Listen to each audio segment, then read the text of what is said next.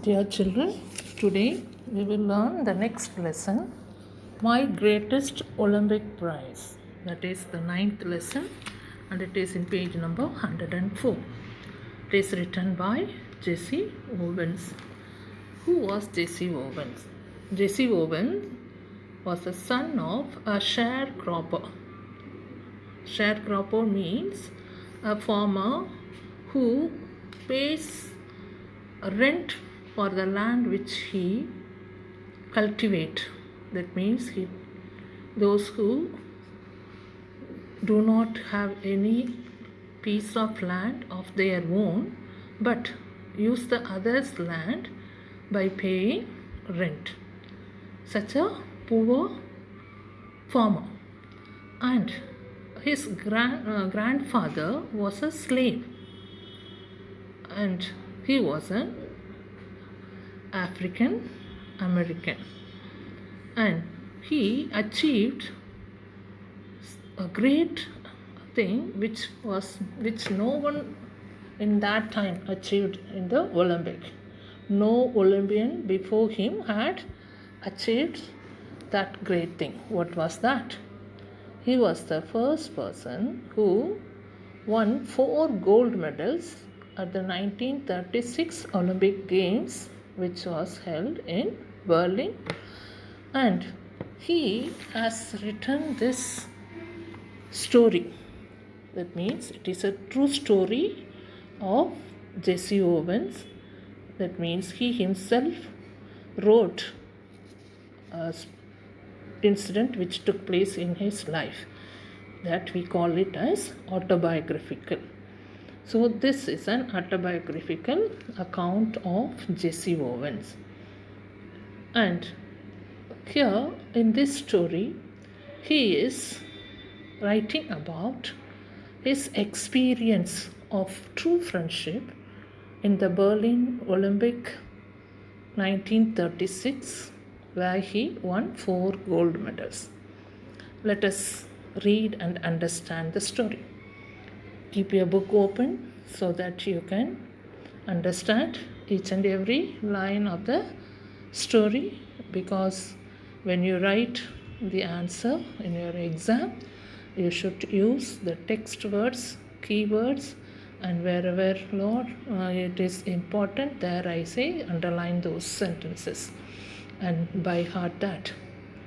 Let me read the paragraph and explain it. It was the summer of 1936.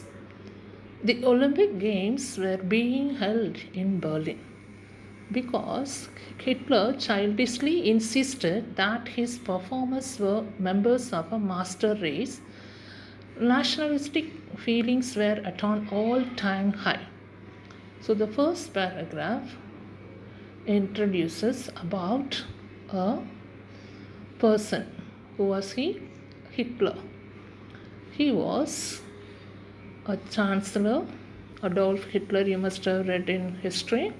He was a chancellor of Germany and he was the leader of Nazi party, and he childishly means very carelessly he said that, insisted. That means he put it in the mind of the people of his country and his own race people.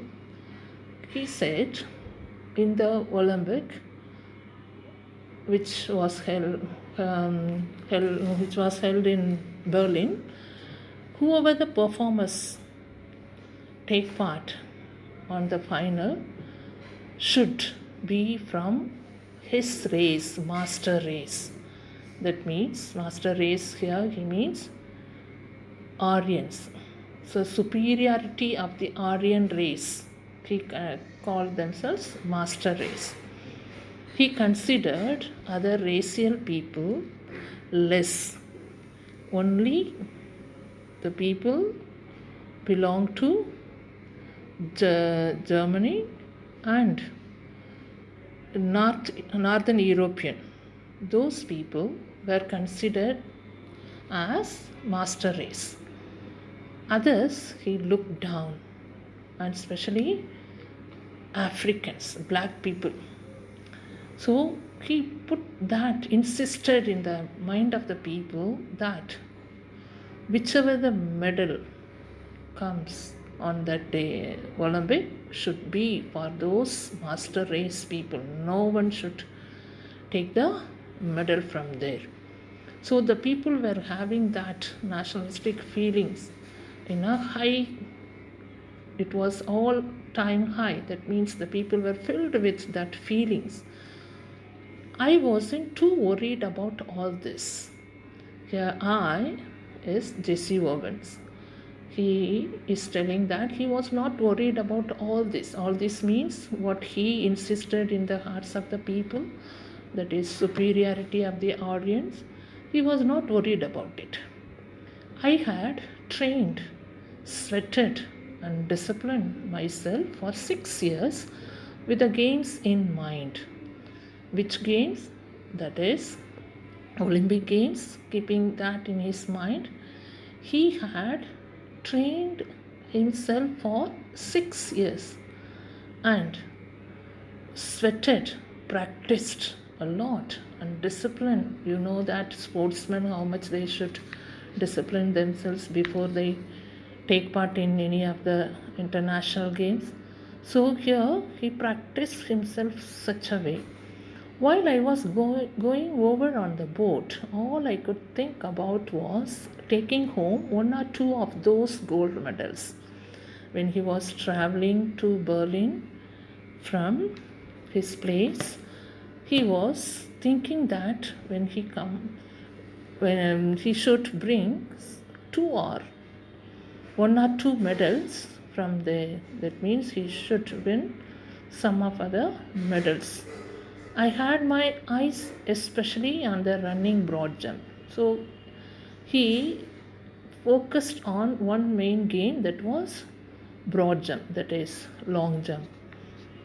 A year before, as a sophomore at Ohio State University, I had set the world's record of 26 feet 8 1/4 inches.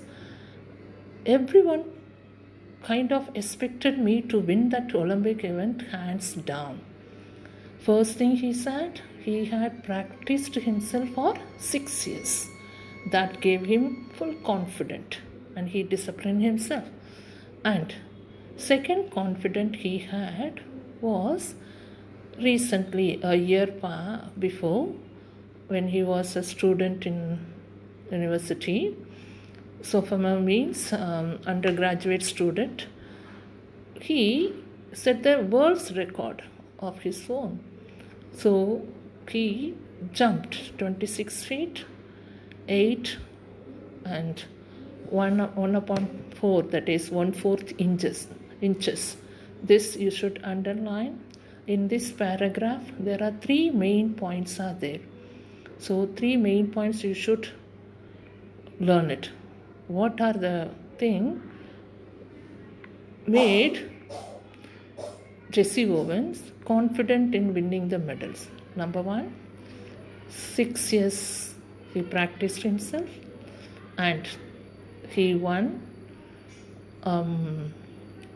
He did a world record in jumping 26 feet 8 and 1/4 inches.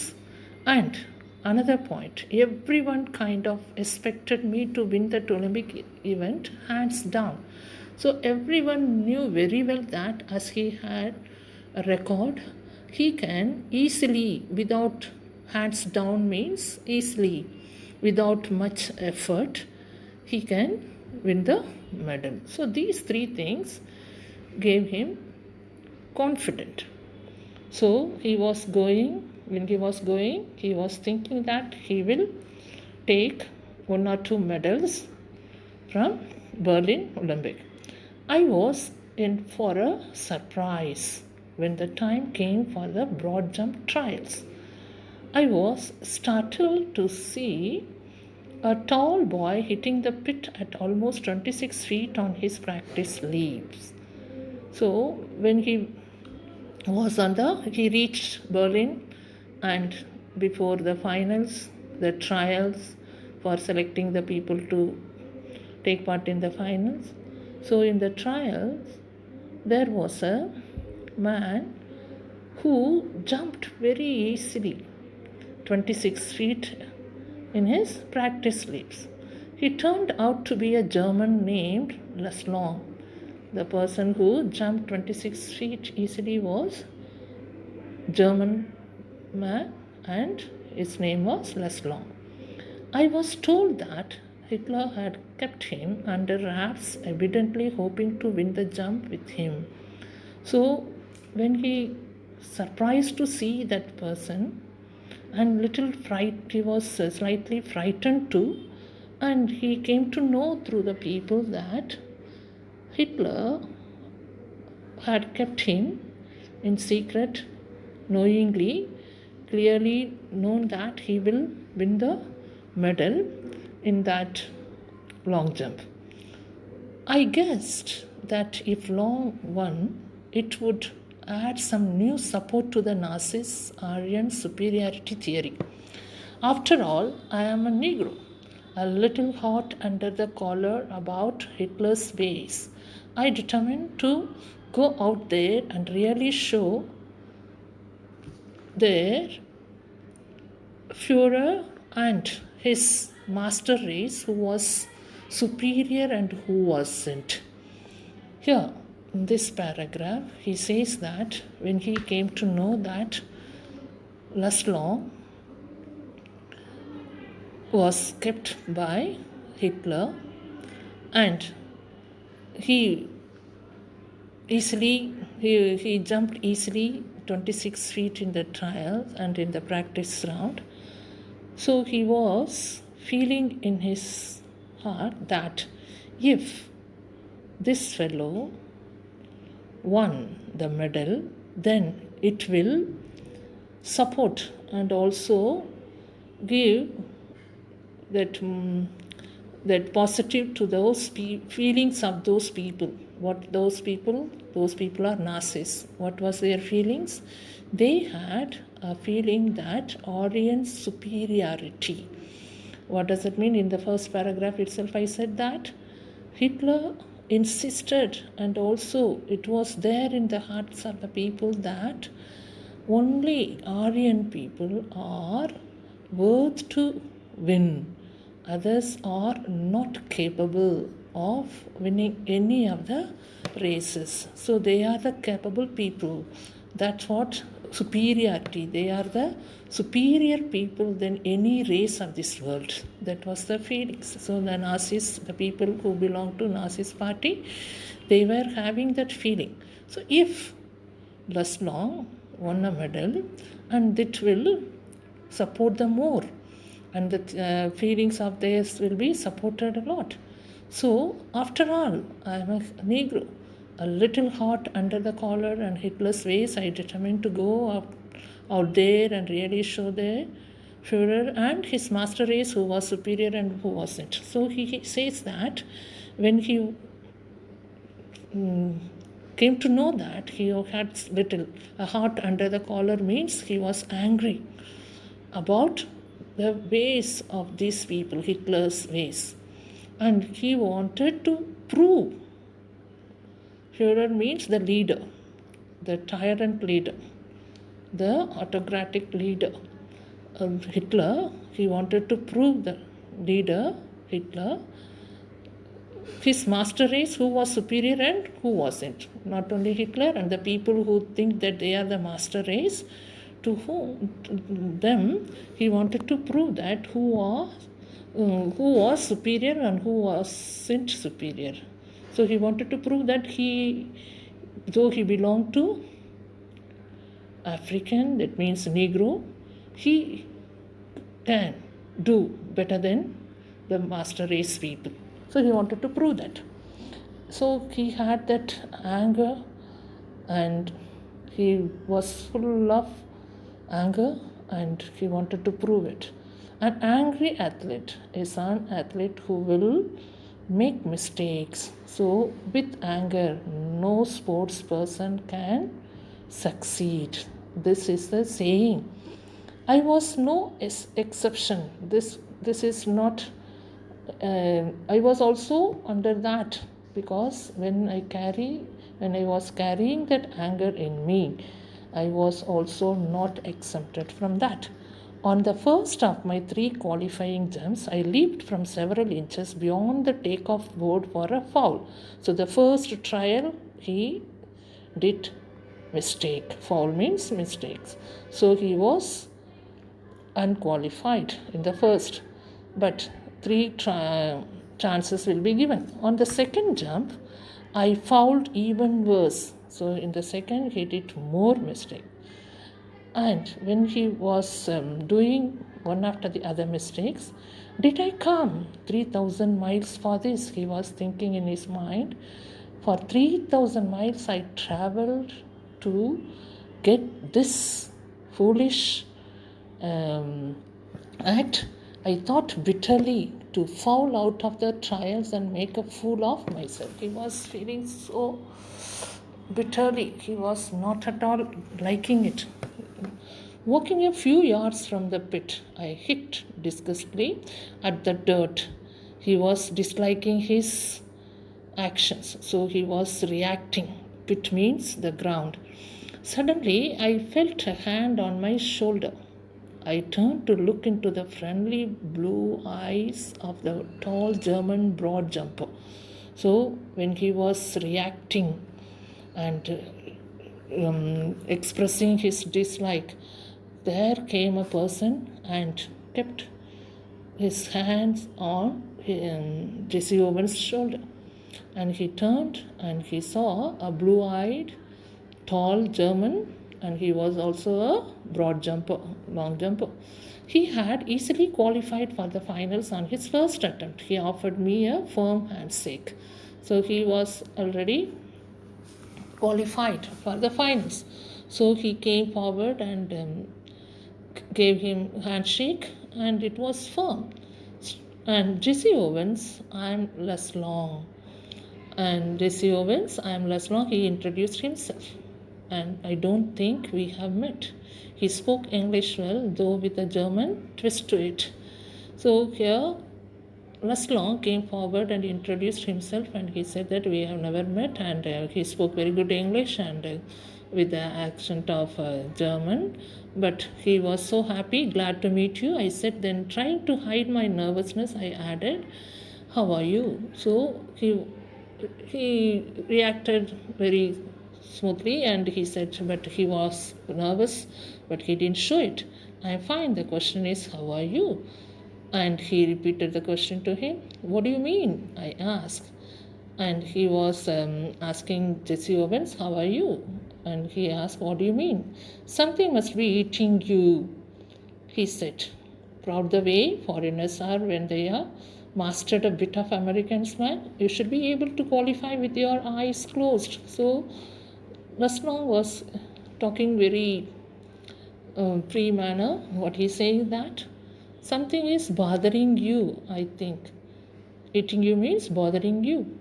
And he said that you can easily, without having much effort, you can easily get be qualified for the finals.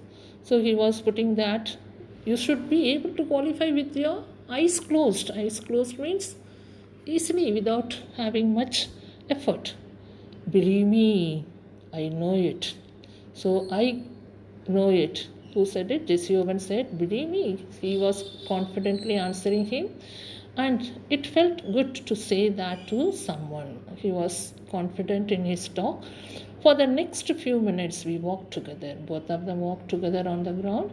I didn't tell Long what was eating me, but he seemed to understand my anger, and he took pains to reassure me. Though Jesse Owen did not explain something which was bothering him, the anger which he is carrying, nothing he said, but Laszlo could understand it. Although he had been schooled in the Nazi youth movement, he didn't believe in the Aryan supremacy business any more than I did. Though Laszlo had his schooling in the Nazi party, he was insisted about the master race and Aryan superiority. Everything was insisted in him, but he never taken it in his heart. So we laughed over the fact that he really looked the part. Both of them didn't have that belief on that. So both of them laughed at that fact which they have there in the Nazi people. Really looked the part though, an inch taller than I. He had a lean. So here in the 3 lines of this paragraph, Jesse Owens describe the outlook of Leslong. So it is again one of the important part of this page. First I said 3 marks question you can expect from the second paragraph, and here this again important paragraph and the last 3 lines. And he was a little taller than Jesse Owens, and he had a lean figure and clear blue eyes, blonde hair, golden hair, and handsome look, chiseled face, that means nice face cut. And finally, seeing that I had calmed down somewhat, he pointed to the takeoff board. So when he understood that, when Leslong understood Jesse Owen become cool, then he pointed out something to Jesse Owens. What did he say? This is again very, very important part. Look, he said, Leslong said, why don't you draw a line a few inches in back of the board and aim at making your takeoff from there? So he is advising him. He is helping him out and giving him the trick. And what is the trick he's saying? Draw a line few inches in back of the board from where you have to jump. You put a line, draw a line, and from there you start your jump. You will be sure not to fall. Then you will not go wrong. And you certainly ought to jump far enough to qualify. So you will jump more than what is needed for the qualifying. What does it matter if you are not first in the trials? Tomorrow is what counts. So he was encouraging him, motivating him that today you have not come first means what is that? No matter it is. Tomorrow is the final race. So tomorrow will be counted. Suddenly all the tension seemed to ebb out of my body as the truth of what he said hit me. So when Leslong said this, tomorrow is the day you have to contest. Today is no matter you have come first or second or third, no matter. So that released his tension, and ebb means flow out of his body, and the truth he said hit him, and it gave him good understanding of it. Confidently, I drew a line a full foot in back of the board and proceeded to jump from there. I qualified with almost a foot to spare. So as he guided, as he advised, he did, and he jumped more than the qualified length. And that night, I walked over to Leslong's room in the Olympic Village to thank him. I knew that it hadn't been for him, I probably wouldn't be jumping in the finals the following day. So the same night, he went and met Leslong in his Olympic Village, means the rooms which will be allotted in the people who take part in the Olympics, in the Olympic ground. There he went to his room, and in his quarter he went to thank him. And if he would have not guided him, he would have not got that qualified round. He must have not succeeded. So we sat in his quarters and talked for 2 hours about track and field, ourselves, the world situation, a dozen other things. After thanking him, both of them had a talk, and for more than 2 hours they had a talk, not only about the sports and about the world and dozen other things, more than many points they were discussing. very friendly way they were spending time. When I finally got up to leave, we both knew that a real friendship had been formed. Les would go out to the field the next day trying to beat me if he could. But I knew that he wanted me to do my best, even if that meant my winning. So the next day, they were finally, when they were getting up to leave the room, they were feeling that they have built up a good friendship, and the next day they have to be there on the field. But Les gave him a room for that. Because of Les, he has got that opportunity to go. As it turned out, Les broke his own past record. That means on the next day, this is about the final day. So Les first on the field, and he broke his own record. That means in doing so, he pushed me onto a peak performance. So he did his performance well, and he gave me opportunity to move forward. I remember that the instant I landed from my final jump, the one which set the Olympic record of 26 feet 5 and 5 upon 16 inches, he was at my side congratulating me. So after the next chance was Jesse Owens. He also did a Olympic record. Till then, no one jumped so much. That is 26 feet, 5 and 5 upon 16 inches. And when he finished it, next to him, who came over there, Les came and congratulated him. Despite the fact that Hitler glared at us, glared at means looking, staring at both of them, and from 100 yards only, Hitler was expecting only the master race should win the medal, and he was staring at them, glared at them. Les shook my hand hard. He didn't bother. Les did not bother Hitler, and it wasn't. He was not at all caring what they will think. Nothing. He was he came close to Jesse Owens, and he shook his hand, and it wasn't fake, and smiled with a broken heart, sort of grip either, and with a real smile, and from the depth of his heart he congratulated him. And at the last, this was the incident which took place in the Olympic ground. There Les and Jesse Owens took part, and at the last, the paragraph, it is a note written by Jesse Owens, what he wants to say. See, you can melt down all the gold medals and cups I have, and they couldn't be plating on the 24-carat friendship I felt for less long at that moment.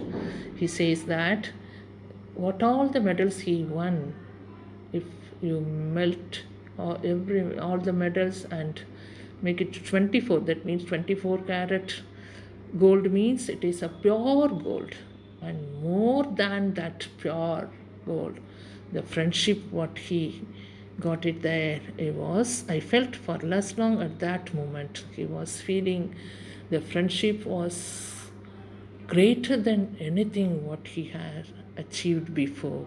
I realized then too that Les was the epitome and